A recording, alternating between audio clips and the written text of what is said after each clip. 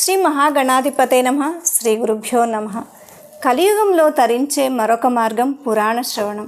వ్యాసుల వారు మనకు అందించిన పురాణాలను గాథలుగా, పురాణ కథలుగా మనం నిత్యం వింటూ ఉండడం చేత పాపాలు పోవడమే కాకుండా సకల శుభాలు కలుగుతాయి అని పెద్దలు నిర్ణయించారు.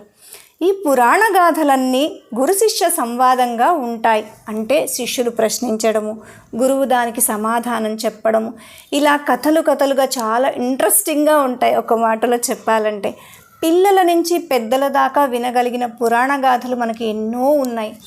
కథలు వినడం ద్వారా పాపాలు పోతాయని మనకు అనుమానం రావచ్చు. తప్పకుండా పోతాయని పెద్దలు చెప్పారు. ఎలా అంటే పురాణాలలో భగవంతుని యొక్క రూపాన్ని వర్ణిస్తారు, భగవంతుని గుణాలను వర్ణిస్తారు, భగవత్ తత్వాన్ని వివరిస్తారు. ఇలా అనేక కోణాలలో పురాణాలు మనకు ఎన్నో విషయాలను తెలియజేస్తూ ఉంటాయి. ఉదాహరణకు వ్యాసుల వారు భాగవతంలో భగవంతుని యొక్క స్వరూపాన్ని వర్ణిస్తారు.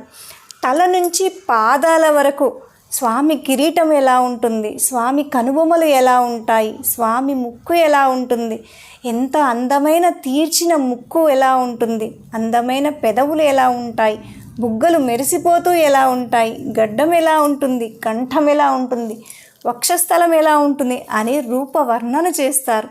ఆ రూపాన్ని మనం వర్ణిస్తూ ఉన్నప్పుడు, మనం వింటూ ఉన్నప్పుడు స్వామి యొక్క ఆకారం మనకు ముందు కనపడుతుంది కదండి.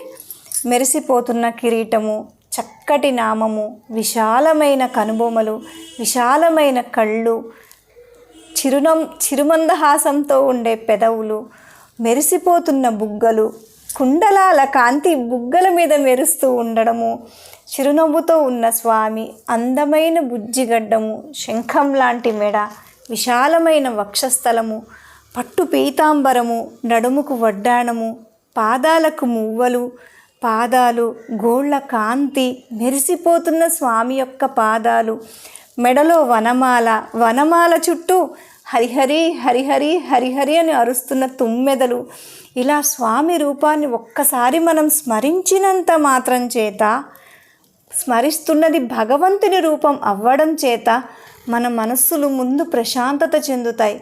ఉన్న కల్మషాలు, ఆందోళనలు, ఈ స్ట్రెస్ అంటారు కదండి, ఇవన్నీ కూడా తగ్గి భగవంతుని రూపాన్ని మనం స్మరించవచ్చు. ఆ భగవద్ రూపాన్ని మనసులో నిలుపుకొని నామాన్ని చెప్తూ తరిద్దాం. జయ శ్రీరామ్.